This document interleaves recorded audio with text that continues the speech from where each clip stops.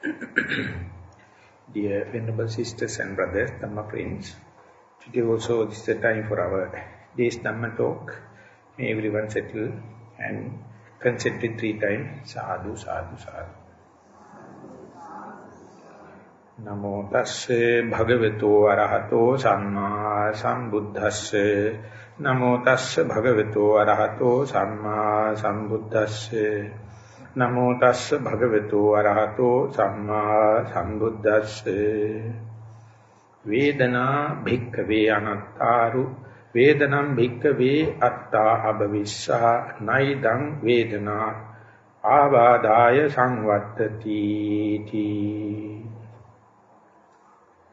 Dear Dhamma friends, we have started the series based upon the particular sutta commonly known as Ananta Lakkana Sutta, or sometimes known as Panchavaggiya Sutta, and the basic theme is this characteristic of non-self, and the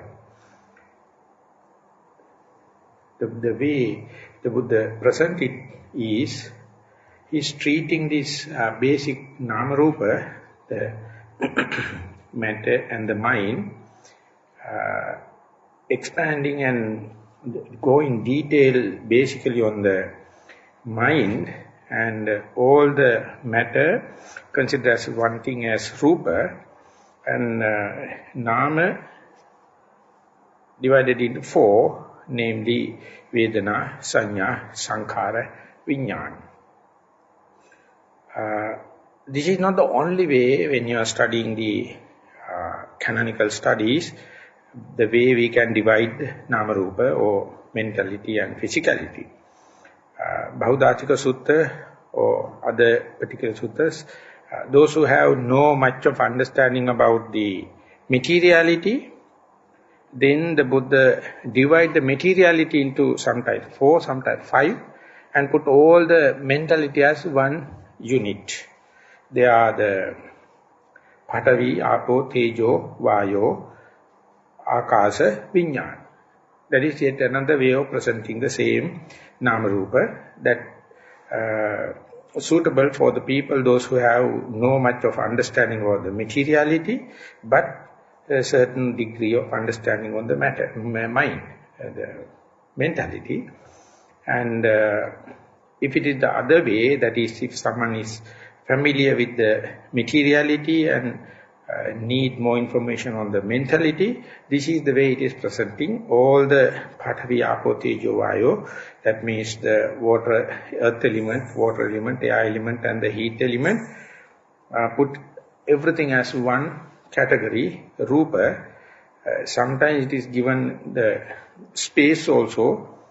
The positive side is the elements and negative of that is the the air, space, and that make 5 or 4, all the other nama divided into feelings, perceptions, volitional activities and the consciousness. So, therefore, if you wish to understand more on the matter, you have to refer to that particular explanations, and there you can go deep into the matter. So far we have dealt it as a one unit matter, and with the light of that explanation, we are now going to change into the mentality, nama, and the starting point is the Veda. And from the pragmatic point of view, practical point of view, or from the meditation point of view, first you take the matter, the body as an aggregate or materiality, upon which you develop mindfulness and gain either conventional concentration or momentary concentration.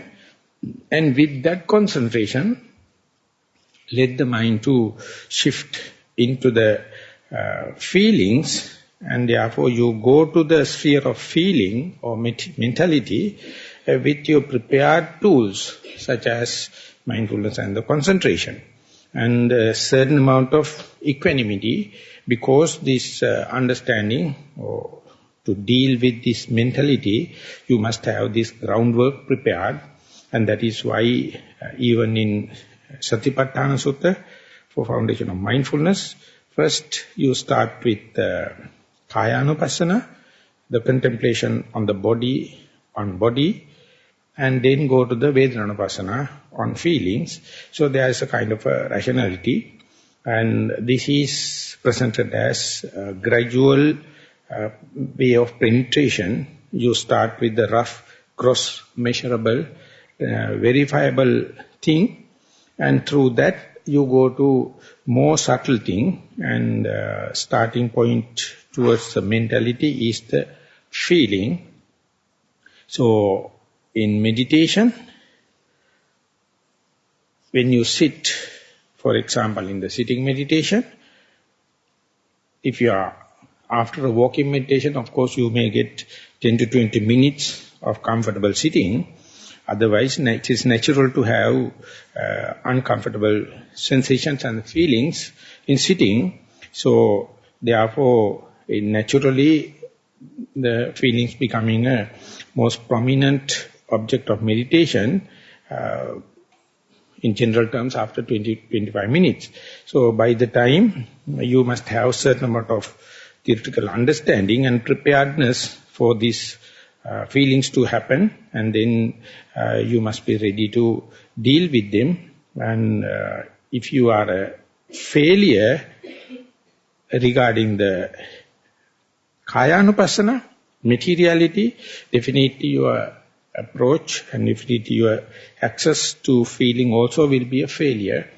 But if you are a successful case regarding keeping the primary object face to face and continue with the primary object with the undisturbed or sustained mindfulness, then there is a chance for you to deal with the pain with positive thinking and the constructive way.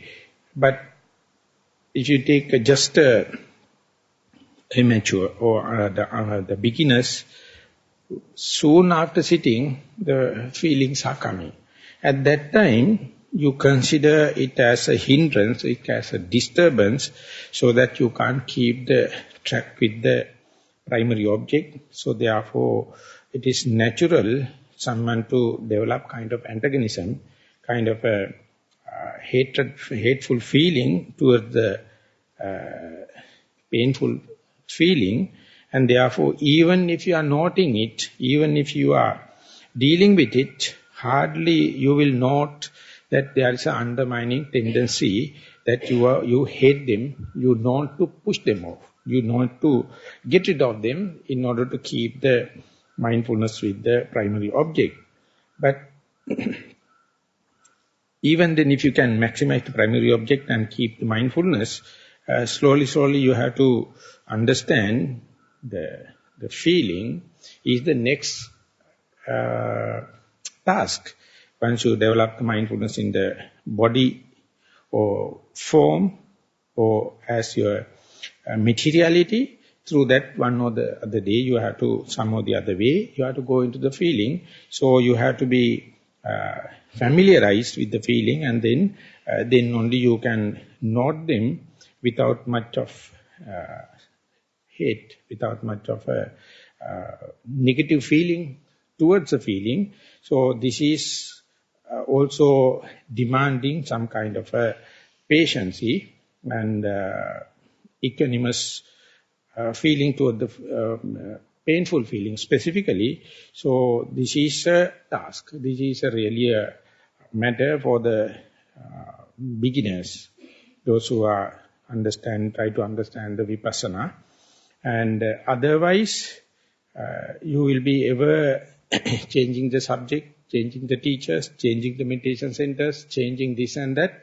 Never you can penetrate into the deeper layers of the meditation, or rather going into the mentality. So therefore, those who are crossing from materiality to the mentality with a successful way, very low in the proportion. So if you have certain amount of theoretical understanding, the success rate will be increased. So therefore, you must have certain theory understanding as well as or the book knowledge toward the feelings. And whenever you are dealing with it, you are learning a very deep, profound truth regarding one's own being, one's own life, and this samsaric journey, perpetuality, and then liberation, because the first and foremost truth the Buddha is talking about is truth of suffering. So to get into that, you must have a kind of a preparedness and boldness to understand it. Otherwise, you forget that your whole journey is to understand this suffering. In the meditation centers, you can see different type of cushions, different type of chairs, different type of these things, because endless patterns, endless ways you try your body to keep it comfortable, and of course it is a must for the beginner. But as and when you increase the understanding and the practical experience, you will see, instead of this external support, you have to harden, you have to acclimatize your attitude toward the feeling also. That also one of the criterion one can understand whether you are progressing in the meditation or not. These things, of course, will be helpful one to understand one's own progress, but don't try to take this as a criterion to measure others. That is not asked for. So, therefore, the understanding or approach towards the painful feeling is demanding. It is necessary for the advancement, and always best way is to start the meditation each and every session, or your meditation career start from the materiality. Then only you can have a successful approach to the feelings. Otherwise, even the materiality, you can't go into the deep layers. For example, whenever someone is not introduced with mindfulness, just a commoner, when he is conducting his verbal, physical, and the mental activities, his reactions, his response to the external senses have no limits. Sometimes it is transgressing the ethical norms and civil laws, and therefore he has to suffer a lot. So due to this kind of unruly reactions, he may lead to killing, stealing, or other misconducts and verbal misdeeds. But knowing that if someone is trying to restrain oneself, at least up to the morality or sila, he or she can understand that your quick response, unruly response, is of course disturbing you as well as the society, disturbing the present as well as the future. So therefore, once you restrain only, you will get a chance, if at all, to go for mental culture. In other words, once you train your physical and verbal behavior, then you get the qualification and the better chances for mental culture. There, you may not deal with the transgressional kind of defilements or actions, but when you close your eyes, their shadows appear like the five hindrances. So you try to maximize the primary object, but so much of sensuous desire or hateful feeling and sloth and torpor, regret and excitements or doubts can happen.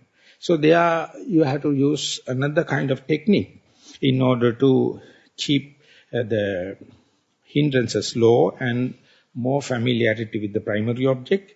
That is we call samatha techniques. And when you are successful, you can predictably or with assurance you can say, I can be with my primary object 10 minutes, 20 minutes, 30 minutes, 40 minutes like, and then only you get a chance to see how, what is the pattern of the primary object. If you have to continuous, or if you have to observe continuously with the mindfulness, then successful yogis can see if it is the case that if you are taking the breath as your primary yoga, it becomes subtle and subtle. It can calm down.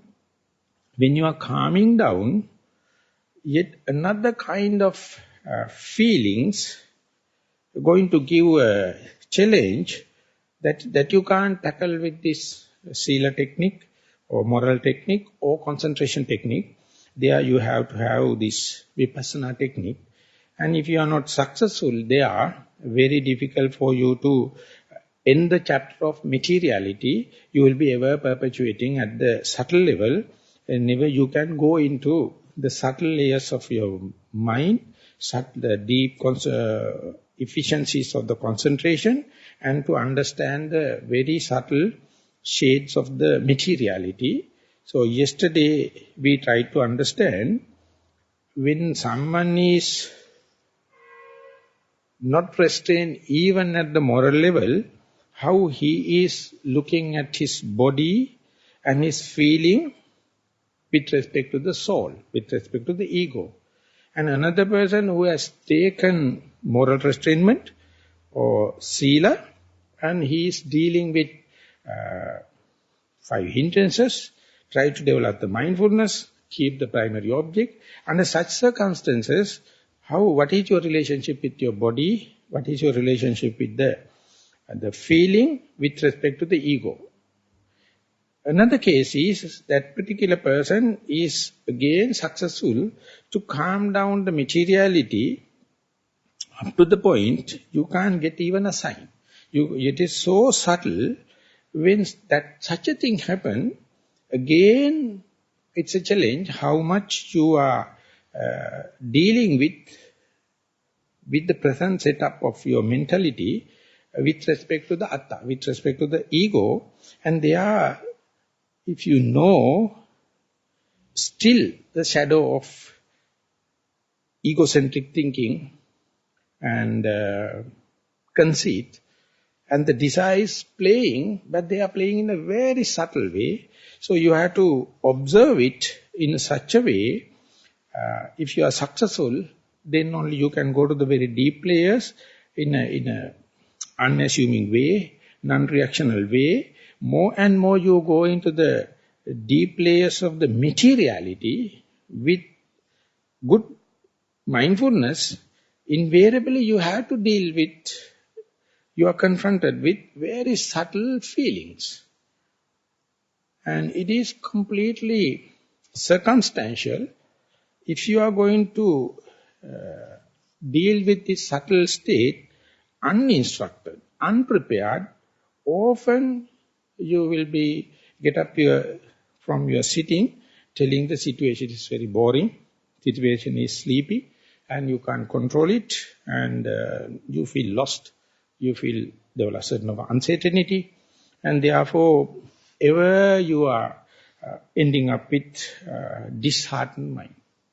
But instead, if you are well instructed, if you are go prepared, the object becomes subtle, and when that subtlety happens, this fearfulness, the boredom, and all the negative emotions are happening. So it is not a mistake of you. That is an essential episode in this drama. So if you go there, the moment you understand these negative emotions, or sometimes self-criticism, or destructive emotions like the boredom and other kind of thing, knowingly or unknowingly, now you are dealing with mentality rather than materiality. So when that happens, you develop certain amount of sharpness or skills. When and where the boredom happens, when and where the uncertainty happens, when and where the lost feeling happens, when and where the sleepiness and the slimy mind happen, you try to note them and try to be face to face with them without creating undesirable feeling. You are not, they are, naturally they are not desirable, but you go prepared, you go instructed. Under such circumstances, uninstructed person developing the negative, destructive kind of undesired feeling, I must try to cut through and to endure this situation and survive this situation. Then only you can go into this, the rapture. You can go into this positive feelings in the meditation. So therefore, till you become mature towards the materiality, the door opening for the mentality will not happen in the natural way.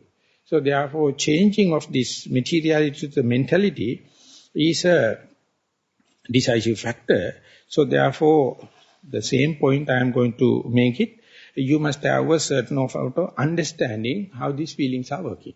So with that respect, we have to understand throughout our evolution, we were in the survival of the fittest theory. So whenever there's a danger happen, our response to that is quite historical.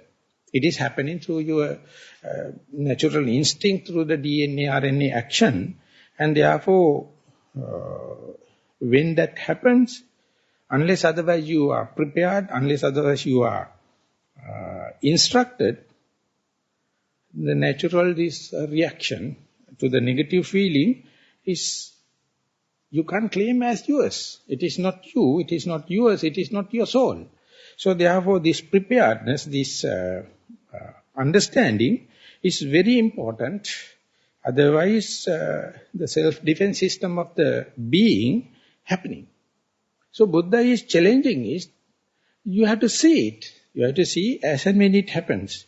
The pain happens, so you develop kind of a negative feeling, undesirable feeling. I can't maintain my mindfulness, I can't maintain my primary object, this is coming and disturbing. Ultimately you deal it with the negative feeling. And whenever due to the negative feeling you get up and go or change your posture, ultimately you regret yourself. What a yogi am I, that even the single pain happened, now I have changed my destiny, so my object is been disturbed, mindfulness is disturbed, so you regret. That is because the reaction happened through your system, you consider as myself. You consider as it is me.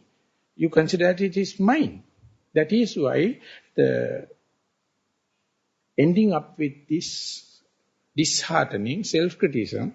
So that is the very point someone must be enlightened. Someone must be prepared. Someone must be understood before sitting or while sitting. So with that respect, I would like to bring one of the quotations from the Chullavedalla Sutta, and there it gives a very nice explanation for you to have a rational, or not rational, the radical kind of a reflection on the feelings. So let me draw your attention to one of the dialogue happens in the Chullavedalla Sutta. They are the Visakha, the Upasaka, the male. He is also enlightened person up to the Anagami level, and the dialogue is happening with the Dhammajiva, fully enlightened bhikkhuni. Earlier they used to be husband and wife, and now husband of course went up to the fourth level, Anagami level, and then he is having fair understanding of the theory and practice. But the wife, Dhammajiva, all of a sudden decided to become a nun or bhikkhuni, and she went up to the final liberation. But still the old husband suspect his ex-wife's or old wife's ability, whether she has really got the essence of the sasana. So he is cross-questioning the Dhammajiva, and the Visakha's question is, dear Venerable Sister, what is the pain and pleasure of the painful feeling? You see that it's not a normal question. Someone can ask with the rational mind, but his question is, what is the pain and pleasure of the pleasurable, painful feeling? In Dhammajiva verily she says, oh dear Upasaka, when the painful feeling is come in, it is painful. When it is leaving you, it is pleasurable. But the underlying tendency and your disposition is negative. Because the face value is painful. So therefore, unless otherwise go prepared, you only see the painful side of the painful feeling. You have no patience to see when it is leaving, you are in pleasure. So if you go prepared, you can say whenever the painful feeling come and torturing you and burning you, and if you endure it, and you can, if you can manage to see the beginning, the middle, and the end of the painful feeling, it has no permanent existence there. It is coming to go.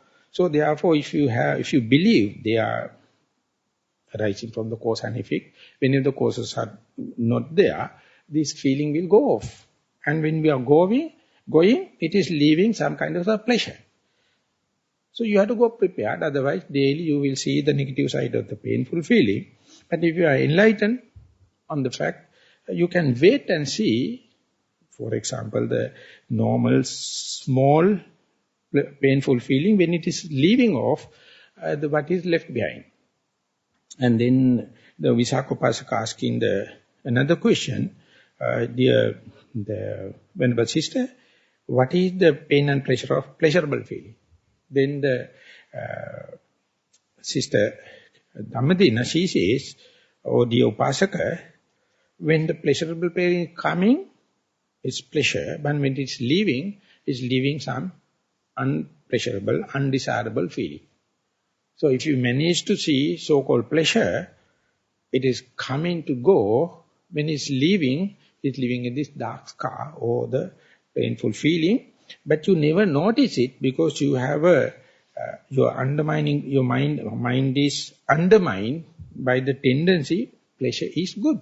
So therefore you are not prepared to see the negative part of the pleasurable feeling. So if someone is going prepared, if someone is having this knowledge, if someone is patient enough to see the beginning, the middle and the end of the pleasurable feeling, he or she definitely will note when the pleasurable feeling is leaving, it is not pleasure, no more pleasure, it is painful. Because that you can't see, because your mind is perplexed, mind is disturbed, or mind is colored due to this undermining tendency, that always you are welcoming the pleasure, that is according to the Freud's terminology, the pleasure principle. Our mind is throughout conditioned and taught and fighting for this pleasure. So therefore, whenever the pleasure happens, we find it's winning, it is asserting, it is good. So therefore, your mind is not prepared to see the negative side, the undesirable side of the pleasurable feeling. And in the today's economy classes, in the today political classes, or in the social science classes, they never teach you to understand the disadvantage of the pleasurable feeling. If it is so, no one will go to the lectures. So therefore, it is such a conditioning of the mind. It is throughout to the humanity, but it's even the rationally, even by listening, you can understand whenever the pleasurable feeling leaving, it is leaving room for the pain. But you are not ready because you are not going prepared. So therefore, in the meditation, if someone wish to see the closing the chapter of the materiality, this lesson must be understood and deduced, rationalized, and when and where the pain or pleasure happen, you must have kind of noble quest. Or experimenting, not just see the face value of the painful feeling or the pleasurable feeling, you have to survive, you have to endure it and see what is the closing chapter of the painful feeling, what is the closing of part of the pleasurable feeling, and then you yourself can understand it, and then only you may see, you will experience and you can make sure, now you see the total picture of painful feeling, the beginning, the middle and the end. The total episodes of the pleasurable feeling, the beginning, the middle and the end. So when you are observing, so far, you had a black and white difference. Pleasure is good, pain is bad. But if you are preparing your mind in this sense, in this with this new understanding, you may have some kind of a middle approach or welcoming approach for the both the pain and the pleasure, because one day you have to learn it. With that subtle calibration only, you can let the breath become very subtle, still subtle. You are not agitated with the little bit of painful feeling or pleasurable feeling, because when and where it happens, feeling comes, you are not jumping into that, you are not agitated, you are not reacting. You develop the patience to see the beginning, the middle and the end. This is really help increase your time with the primary object and undisturbed mindfulness, and help you to go into the deep layers. And but this is not the crux of the quotation that I try to bring into the attention. The accepting these through answers, through the dialogue, the upasaka, the visaka, is asking what is the pain and pleasure of no pain, no pleasure situation. This is completely a new subject, completely a new opening, because we are so fanatic, we are so engrossed with pleasure principle. We, in the normal life, unless otherwise someone is being educated, we don't understand no pain, no pleasure situation. Or otherwise we can say easily, no pain, no pleasure situation we consider as a boredom. We consider it is as a monotony. We consider it is very pale. We consider it is something lost. It is something disoriented. So therefore, when and where no pain, no pleasure happen, we develop some or the other hobby, or plan something, or read books, or see television, or newspapers, because it appears like just wastage of time. But the middle part, middle way, is not with the pain, not with the pleasure, but with the no pain, no pleasure situation. But according to our day-to-day value system, we never appreciate it, we never see the value of it, therefore we miss the bus. So in the meditation, when the painful feeling happens, you will see the beginning, the middle and the end. When the pleasurable feeling happens, you understand beginning, the middle and the end of pleasure. And then when there is no such a pain and pleasure, one day, all of a sudden, you'll understand this thought moment you can't explain through feelings. No painful feeling, no pleasurable feeling. It is as if that you are tracing with the in-breath and out-breath. You come to the middle of the in-breath and out-breath, the gap of the in-breath and out-breath. Your awareness is there, mindfulness is there, but no in-breath, no out-breath, but the gap. So carefully, if you one day go and observe the gap between end of the out-breath and the beginning of the in-breath, in that area you can't feel it. It is no pleasure, it is no pain. So that gap, not only you can explain through the materiality, you can explain that through the feelings too. But we don't have language, we don't have communicability, we don't have the communication, because our mind can't read it, mind have never familiarized it, because we have not got prepared, we were not aware There's a kind of a feeling.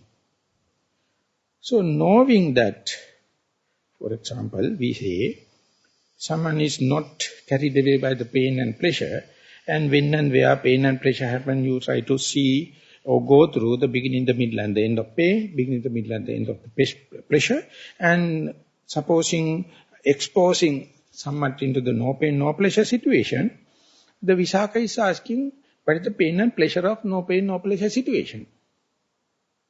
The mere question itself is spiritual. The mere question itself is religious. We can't raise this question because it is not in our day-to-day rationality. But lucky enough, the Visakha is asking, and we are more luckier because Dhammadina giving the bright, crispy, tangible answer. She says, if you know no pain, no pleasure situation, you are in pleasure. If you do not know no pain, no pleasure, that is the pain. You see that how cutting through into this situation, first introducing no pain, no pleasure situation, and try to explain no pain, no pleasure through a feeling. So where, if you are aware of it, you know you're happy. If you do not know, you are unhappy because your mind is dragged into either pain or either pleasure, or therefore it is always in the tension. The lack of tension or contentment or satisfaction always lying down in the area where we can call no pain, no pleasure. But we are never exposed into that. We never appreciate that. We don't know that knowing is a pleasure. We don't know unknowing in the suffering. So therefore, throughout the life, if you cut into two, this part is pleasurable, this part is painful. So we never experience the in-between. So when someone is coming to the subtle part of the in-breath and out-breath, he or she definitely forced to see this no pain, no pleasure situation. If he or she is not going prepared, end up with this boredom, end up with this sleepiness, end up with this 1001 explanation.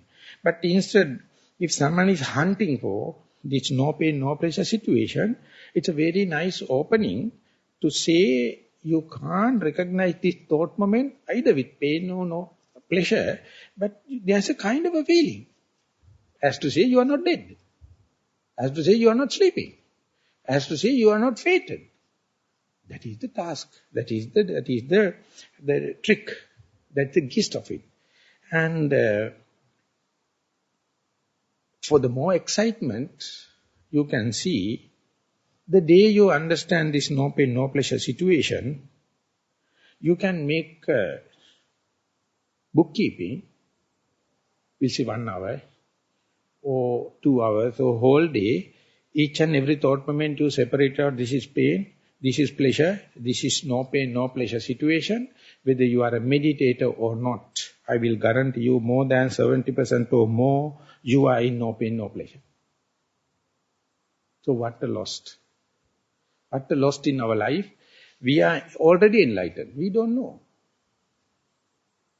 That being human, we are endowed with, we are given with no pain, no pleasure, but we never search for because our parents are not teaching us. They say, please go for pleasure. They are teaching us for pleasure principle. Our economists are teaching us with so much of tuition fees and everything, seeking for pleasure. And that is why the vortex. And whenever the pain happens, you consider as a personal defeat. You consider it is as something, the unauspicious. It's something bad. It's a bad taste. When the pleasure happens, whether it is justifiable or not, whether it is ethically correct or not, you keep on maximizing the pleasure. So, still you may be ethically good man or good woman, earning the pleasure in the justifiable way, according to the normal civil laws in the country. But whenever you go to deep meditation, you will understand the undermining tendency of hating the pain, and welcoming the pleasure, you can't eradicate it. So much so you have kind of a assumption, assuming a reaction, not within your agenda, but it is already given. So you fail to understand, whenever the pain happens, you have arrogance. When the pleasure happens, you have the welcoming idea, and you consider it is as something belongs to you. But the Buddha says, it is not belongs to you. You have to understand, as and when it happens, the beginning, the middle and the end. When the painful happens, you know it is at the beginning, the face value is negative. But it is leaving aside. When it is leaving, there's a kind of pleasure. If you go prepared, if you go with the neutral mind, or instructed mind, or prepared, you can see it. Equally, the pleasurable feeling, starting episode is good, but it's leaving behind the pain, and you divide the two and add 2 and divide by 2, then pain and pain is equal to pleasure. The simple arithmetic. And if you start with the little pain and little pleasure, go to the middle pain and middle pleasure, ultimately the excruciating pain and so ecstasies, you can see they are two extremes, but each and every one, whether you are a doctor or a patient, whether you are a teacher or a student, whether you are a parent or a children, whether you are a ruler or the subject, this is 50%, 50 by 50 for each and every one. All the classes, all the economic classes and the rich level, all are nothing but concepts. This is the way. We never consider, we always try to say, he is poor, I am rich, I have more pleasure, he has no pleasure, therefore I am upper. But in the meditative way, whatever the classes, whatever the stratification of the social values, the pain and pleasure is equal. Unlucky enough, we try to measure the prosperity of the nation by the gross national product. What a nonsense. What a nonsense. Our central government report say we have progressed so much each year because we have earned gross national product up to this much. And we have lost gross national product this much, so we have, it's a regression, it's a progression. So this is what we are advertising. We are in the third world country, they are in the first world country. But when you go to the pain and pleasure, hardly you can see any difference. So to go into that, of course, we are taking the society at large as an experiment. But if you measure yourself, is there any agenda to get the pain and the pleasure? Even if you employ that agenda, does it work? No. It is already prepared DVD, you only have to see. You are just an observer, no controlling power. Whether you have the gross national product of so much, and you are living in such a developed country or the poor country, you have no access to reality when it happens. So therefore, the great blessing or opening or the chance, the window opening is once you come up to the point where your materiality is somewhat under control, somewhat docile, you can go to the subtle layers of the in-breath and out-breath. If you go prepared with this understanding on the pain and pleasure or feelings, you are going into the very deep layer, easily, when the Western terminology we can say going to the subconscious, and you are opening into that. So far you had the premeditated idea, pain is bad, pleasure is good, so much so it is undermining your rational thinking. You never see no pain, no pleasure situation. The day you understand the no pain, no pleasure situation, you will see majority of your time you are in it. Whenever you come to the no pain, no pleasure, you think about planning a trip. You think about the nice novel. You think about the seeing a television. And go to newspaper. And then come and see frustrating, tension, and this and that after looking at it.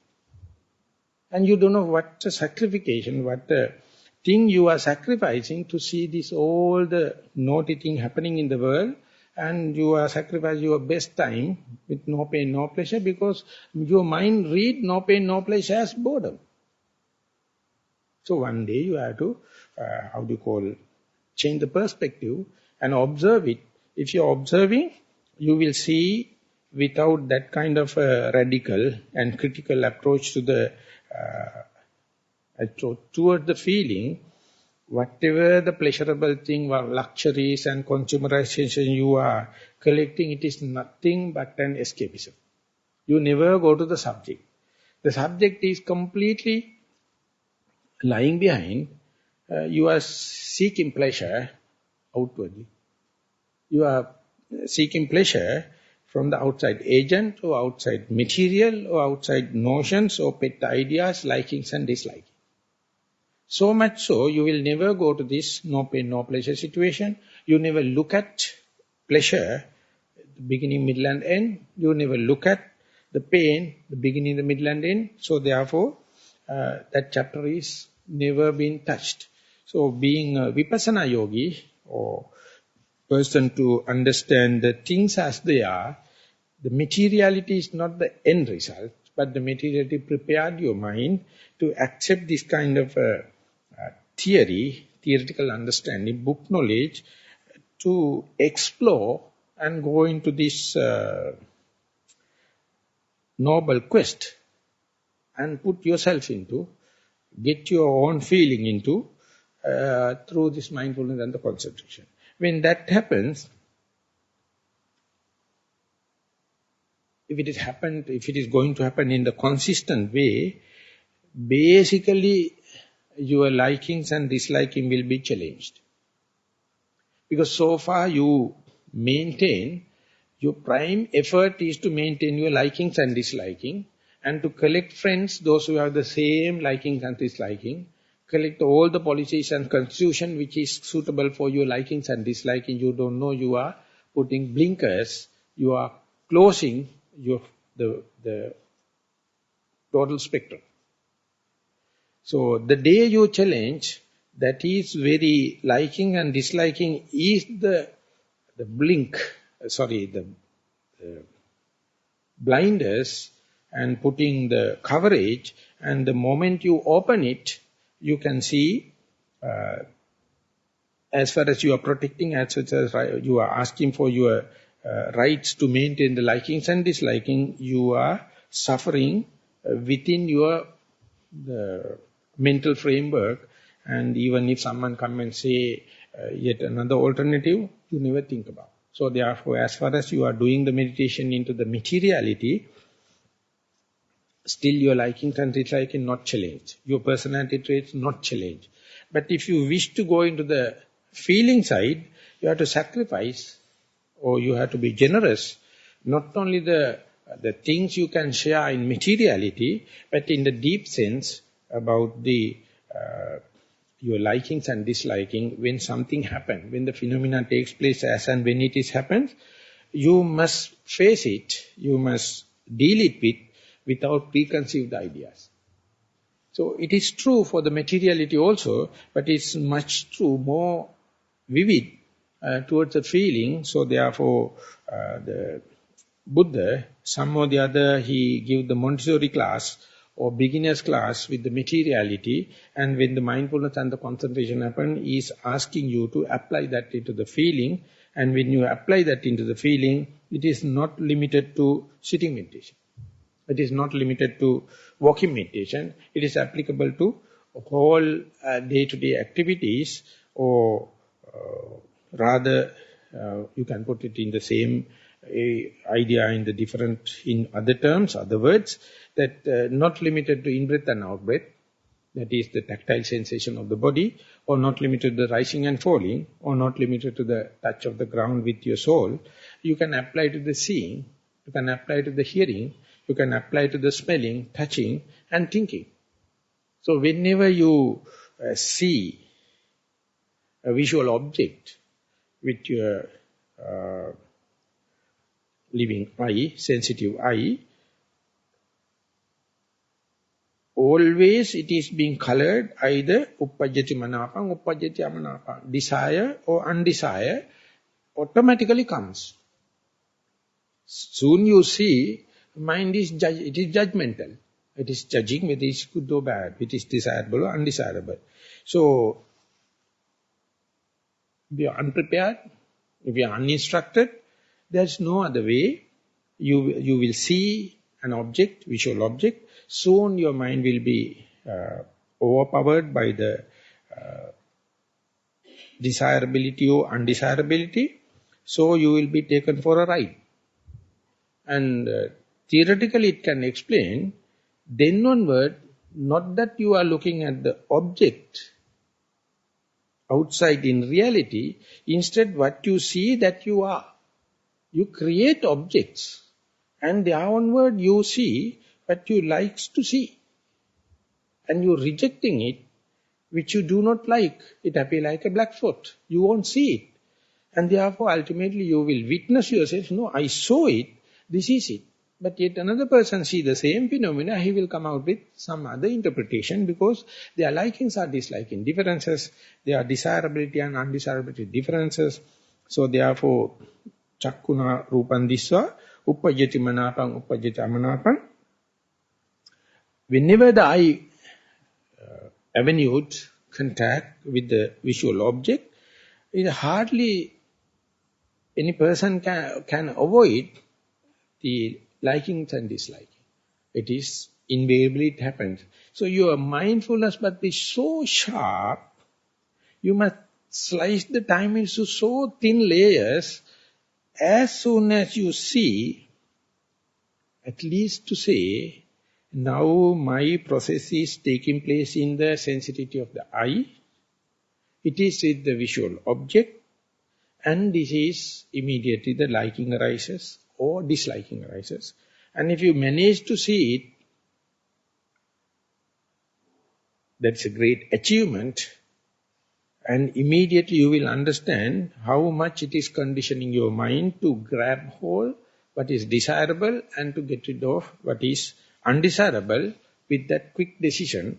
Instead, if you can just see things as they are, next thought moments also you are allowing to the mind to play with desirability and undesirability, then only you can see this arousal of liking and disliking, or pleasure or pain. Is it that arising capacity, the arising mechanism, is it me, is it mine, is it to myself? The Buddha says, it is not happening with your governance, it is not happening according to your, you have no executive powers, you are not the householder, it is already happening through your karmic forces, it is happening through your personality traits, it is happening through your set likings and disliking. So therefore you are a slave rather than a master. So if you wish to analyze it then and there, you can't start meditation with seeing. You can't start meditation with the hearing. You can't start with the smelling, touching. The best place is with the body. Whenever the contact happens, each and every contact has the liking and disliking. So you have to train your mind as and when it happens to note it. And let it happen that again and again, see whether it is happening according to your agenda or it is already planned, pre-planned. And the day you understand it is pre-planned, you can use it as a raw material for your noble quest and keep on observing it, getting a distance from the feeling. That getting a distance gives so much of relief, otherwise immediately you get hooked up with what you have observed, the desire you develop, or undesire you develop. So without getting much moved, if you can observe it, the Buddha, he says that easiest way is with your body and the tactile sensation. Therefore, the true body, not that you are only observing and mastering the materiality. When the materiality becomes tamed, materiality becomes seasoned, once it becomes subtle, there are 1001 openings, and the next challenge is the feeling. So you must be ready to observe the feeling it happens. And then you can develop that while you are eating, immediately you put a morsel of food, how the judgmental mind coming out of for the food.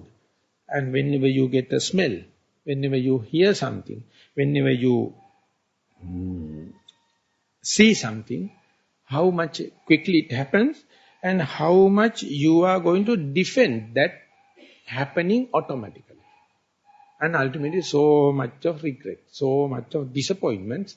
And the Buddha says, if you are sure or if you are sharp enough to see, the intentional seeing, looking and seeing. I don't know whether I am putting too much into your listening. If you can see, if you can discriminate, this is what I see, this is what I look. It's a huge difference. What you look, happening through intentional, sachetanika. What you see, you are just subject. You have no control. So within a day, how much thing you look, how much you think happen to see. And if it is looking, definitely you are committed, or everything happen, it goes to your karmic forces. But anything you see, definitely you are not answerable. There something happen. So if you are not mindful, everything you consider as you look. But just like the no pain, no pleasure situation, 1,001 things confronted through our eye are just seeing, not looking. So these things won't make any volitional turmoil. You are not answerable. So you have to make a discrimination, just like observing the in-breath and out-breath separately. This is in-breath, not out-breath. This is out-breath, not in-breath, like that. You must be sharp whether I am looking or whether I am seeing. The day you can separate it out, of course, with the help of your the early meditation and the early mindfulness, you will see whether it is happening or whether it is doing, all the things, mind make a reason to make worries, disappointments and tension. So the Buddha is telling, if you are sharp enough, you can fairly get so much of relief. Anything you see is not going to make any volitional accumulation, but only what you look. And if I am to quote the Malunkyaputta Sutta, it is also in the Samyutta Nikaya, Salayatana Samyutta. Malunkyaputta is a very old person, became a monk, and he come to the Buddha and says, Bhante, that I am very old age, I have no time to read the books and kind of thing. I would like to go and sit and meditate on Vipassana. Please give me a instruction, meditation instruction, or assign me a primary object. Then the Buddha says, I have already mentioned all what I have to tell, still you come and ask into personal the instructions, and you old fellow come in and asking, then how about the young people? And like that he rebuked at the beginning. But there the Malunkyaputta is still waiting. Then the Buddha is asking some question. Oh Malunkyaputta, whatever the visual object you have never seen, you are not looking. You are not seen now also. And it will not happen to see in the future also. Under such circumstances, that visual object create any kind of a defilement in your mind?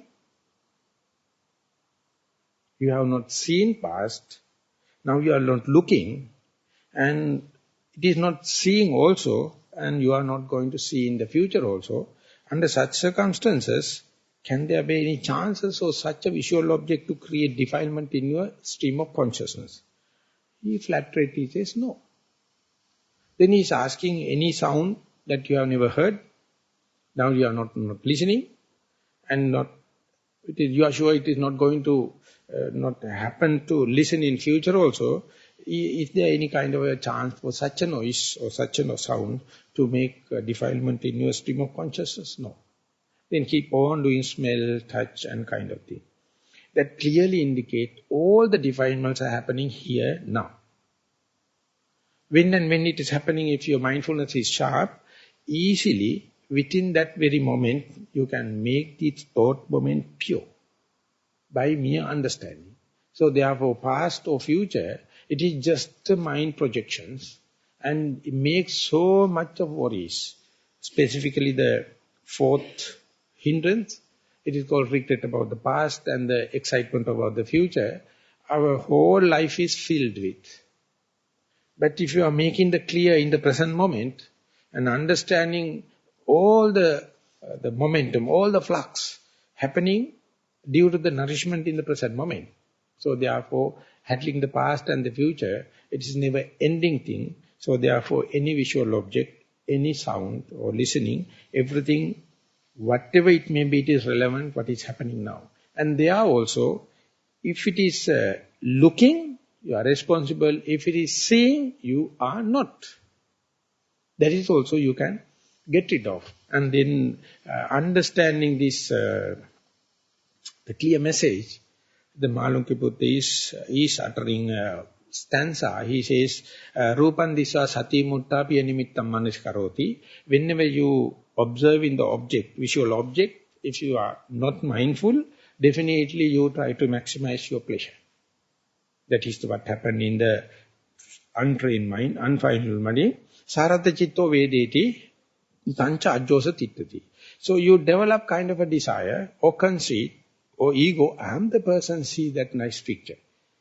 Others are not so lucky because I am the see, like that you develop kind of a desire, and you entering into that picture, you wanted to get a snapshot. You have to get enlarged and fix it in your wall. So much so you develop kind of a connection with that what you have seen. Because soon you see, unmindfully, you develop kind of a attachment, and then tassa vaddati vedana, accordingly so much of desirable feeling you develop, so much so the suffering going to start. And instead, if you understood, if you come to know this theoretical knowledge, and naso rajyatu rupesu, the Buddha says, any attachment, any desire happening here and now, that is the cause of suffering. So therefore, whenever seeing happens, you have to make it sure, now the faculty of eye is working, not the ear, not the nose, not the tongue, not the body. And if you are sharp enough to understand the avenue, understand the faculty, you have better chances to face it. Be mindful, but the day you understand, whenever the seeing happens, if you can note the seeing, you can't entertain what you have seen. That is why we are not happy to be mindful. So much so, if you are unmindful, you can entertain the film. You can entertain the novel. You can entertain what you have seen. If you are mindful, their attractiveness and their continuity become breakable, and therefore many are happy to be absent, unmindful, then only you can entertain.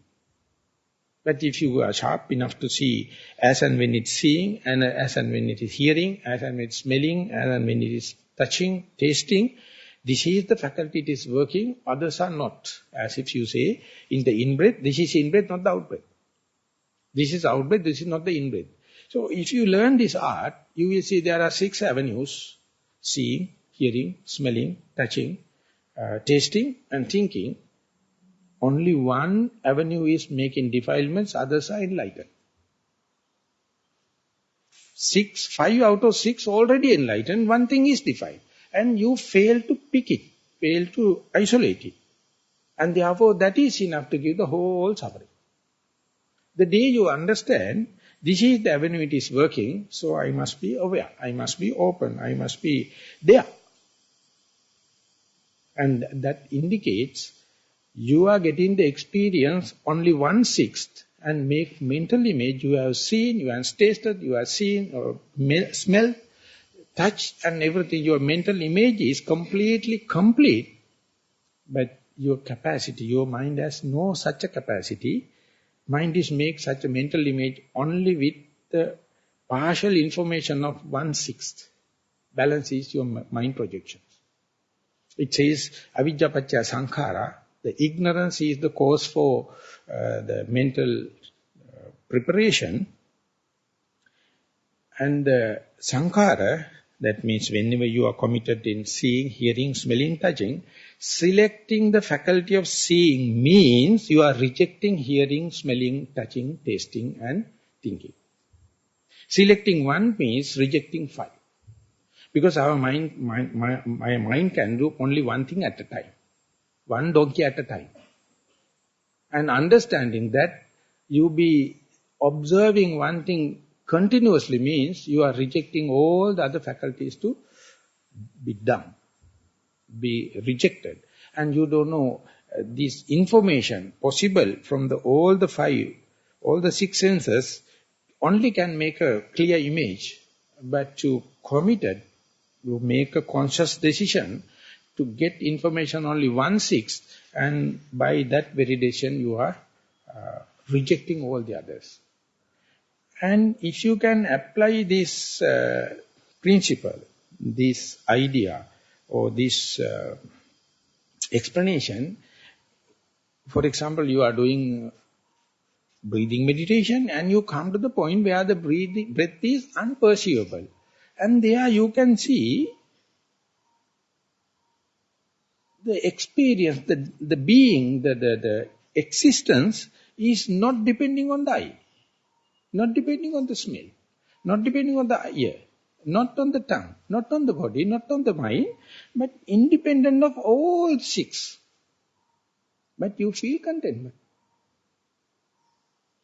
But the mind never recognize it, mind never feel rich, mind never feel contented, because so much so we have been accustomed to 1/6 principle. Whenever the totality happens, you feel strange. You feel you can't talk, you can't communicate, you feel lost. You start shivering, you start panicking, you start uncomfortable. So how much training, how much trial and error, how much mindfulness should be there whenever you go to the primordial form of your mind, where ear, the nose, the tongue, the body and the mind, everything is not specialized, but the mind is in between, in the middle. And that very moment you can understand when and where you go to the point where you are free from the ear, the eye, the visual object, ear, the sound, nose, the smell, tongue, the taste, body, the tactile sensation, the mind and the other mental formations. There's a possibility. There's an equilibrium. You can come. Only thing is, you have to understand that is what we call no pain, no pleasure situation, but our mind is so much of unfamiliar with it, so we reject it. We never accept it. We never appreciate it. We never maximize it. So therefore, how can you go to the beyond? So therefore, when and where the materiality become subtle, materiality become unperceivable, not only the Rupa Kayanupassana, the Vedanaupassana also come into being. You must be prepared. And when you go there, familiarize it as much as possible. A simple way you can understand through no pain, no pleasure story. And when you go there, the day you develop the day you season it, the day you familiarize it, you see this is the only thought moment you can see you are living. All the other thought moments, you are in a dream or you are planning to live. This part you can communicate. This part you can write novels, you can write teledramas, pictures, anything. But the moment you live, you can't communicate with others because you are living. You are here. You are now. Not necessary to communicate with someone. Because other world is mad. The Buddha says that all Putujjana is deranged. Sarve Putujjana Ummattaka. They are specialized on one thing, and that is why we are talking highly on the partial knowledge. Whenever you come to the middle, you feel like alienated because you can't communicate. But what is the necessity of the communication? Because you are contented. But that, even if you are living there, if you are not appreciating it, you can't find a second person to accuse. That is what you call the ignorance. So that is what we have to slowly be aware of, be ready, and that point you can go reach through the materiality also and through the feeling also. So when and where you go there, you are the very person immediately come to know that you are nearing that situation. And your best compassion to yourself or well-being, if you wish, to yourself, you have to facilitate that and give the maximum conducive conditions, let the mind to be at home. But you never consider this as your home.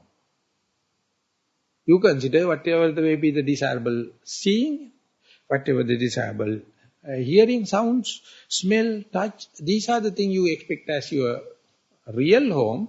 So therefore, whenever you go to the real home in absolutes, you feel cornered, you feel outcasted, you feel bored. So this is the way you understand the materialistic pleasure and non-materialistic pleasure. Anything you know belongs to materialistic pleasure. That is called the visual objects, sound, smell, touch, and all the kind of thing. But when you go to the subtle moment, through the object or subtlety of your object, you go that you have to make sure no sounds. You have to make sure no visual objects. You have to make sure no smells, no touch, no contemplation and thinking, no bodily tactile sensation. And when you go there, if you are not enlightening into that, if you are not awakening into that, if you are not vigilant into that, if you are negligent into that, who else to be accused? And that is the point Buddha is going to show you or indicate you all the three ways. First two is the theory understanding or book knowledge. The second thing is giving you homework to deduce it, rationalize it. Can that be a possible way out? Or that is, you become committed and you have to take your own rationalization. Then only you can put into practice. And with you go to the practice with this kind of theory and rationalized knowledge, better chances for you to enlighten into that situation.